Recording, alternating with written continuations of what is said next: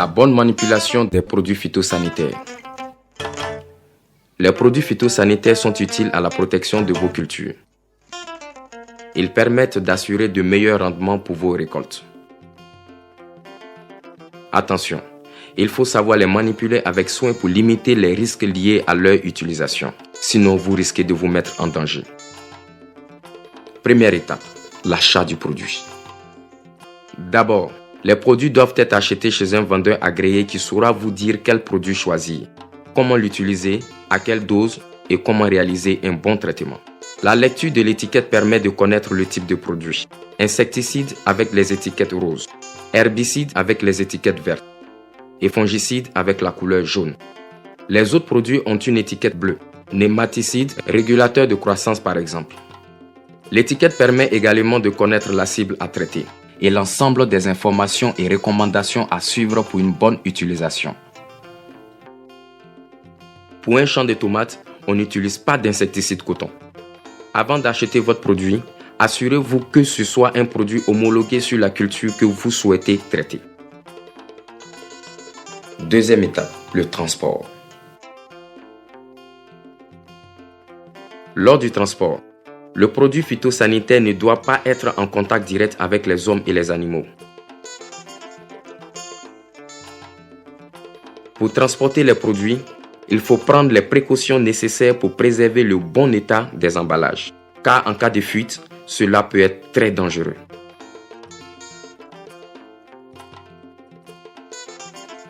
Troisième étape, le stockage. Les produits phytosanitaires et le matériel doivent être rangés à l'abri de toute personne non concernée. Le local doit être fermé à clé. Il est bien ventilé pour éviter les mauvaises odeurs. Pour y entrer, il faut absolument porter sa tenue de protection. Il est très dangereux de stocker les produits phytosanitaires dans sa maison. Les équipements de protection sont rangés à part. Rangez vos produits à l'intérieur, à l'écart des animaux et de la nourriture. Herbicides, insecticides, fongicides. Les produits sont classés sur les étagères. Stockez les poudres en hauteur pour éviter qu'elles ne s'imbibent en cas de fuite d'autres produits liquides. Les appareils de pulvérisation et le matériel de traitement sont surélevés sur une palette ou accrochés au mur. Quatrième étape, avant le traitement. Prenez garde aux conditions météo. Si la pluie se prépare, vous risquez de perdre l'efficacité du produit. Si le vent souffle trop fort, le nuage de pulvérisation peut dévier sur vous ou sur la culture voisine.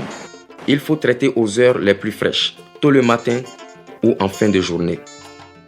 Ainsi, le traitement sera plus efficace et il sera plus facile de supporter la tenue de protection qui couvre le corps en entier. Attention, le produit peut vous contaminer principalement par le nez, la bouche et par la peau. Il faut donc se protéger en conséquence. Avant de pulvériser, il faut enfiler sa tenue de protection.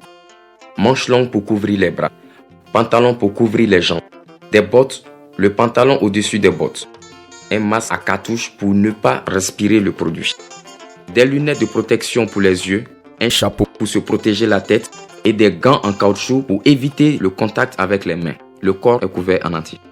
Pour préparer le mélange, on doit s'installer dehors, à l'écart des habitations. Avant le traitement, il faut éloigner les enfants, les animaux et les personnes qui ne sont pas protégées car elles risquent d'être en contact avec le produit. C'est très dangereux. Il faut bien vérifier le matériel avant le traitement car les fuites peuvent vous contaminer. Un appareil en bon état permet une bonne application et donc un meilleur rendement. Pour la préparation de la bouillie, on commence par remplir le pulvérisateur d'eau à moitié. On teste le pulvérisateur. Ensuite, on dose le produit à l'aide de la dosette, en respectant la dose recommandée en fonction de la surface à traiter. Puis, on ajoute de l'eau jusqu'en haut.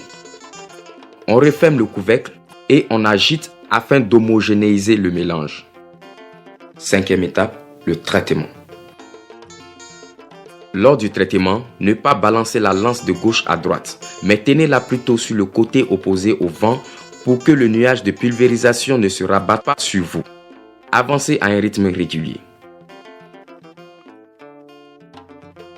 Tant que vous êtes encore en tenue de traitement, il est interdit de manger, boire ou fumer. Vos mains sales ou vos gants risquent de contaminer ce que vous mettez dans votre bouche. Si la buse se bouche, il ne faut surtout pas souffler à l'intérieur.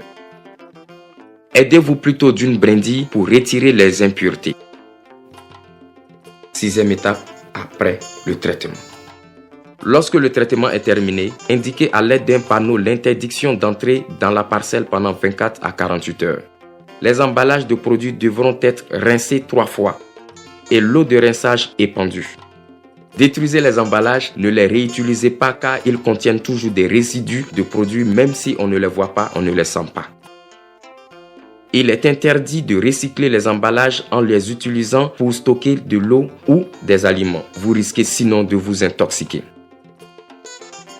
Pour maintenir le bon état de votre pulvérisateur, il est indispensable de rincer à l'eau après chaque utilisation avant de le ranger dans votre local de stockage. Une fois chez vous, lavez bien vos gants, puis retirez d'abord votre chapeau, puis les lunettes, le masque, puis retirez votre pantalon et vos bottes, puis votre chemise et en tout dernier les gants. Il faudra laver la tenue séparément du reste du linge de la famille. Ensuite, la douche est obligatoire, il faut utiliser de l'eau et du savon. Ce n'est qu'une fois propre lorsque l'on porte une autre tenue que celle utilisée pour le traitement que l'on peut boire ou manger. Pour ne pas consommer des denrées contaminées par des résidus de produits, il est très important de respecter le délai avant récolte indiqué sur l'étiquette. Toutes ces mesures de sécurité permettent de manipuler les produits phytosanitaires en toute sécurité et d'obtenir une efficacité maximale sur votre culture. En respectant les différentes règles, vous serez protégé, vous, votre famille et votre bétail. Vos récoltes sont bonnes, vous êtes en bonne santé et c'est le plus important.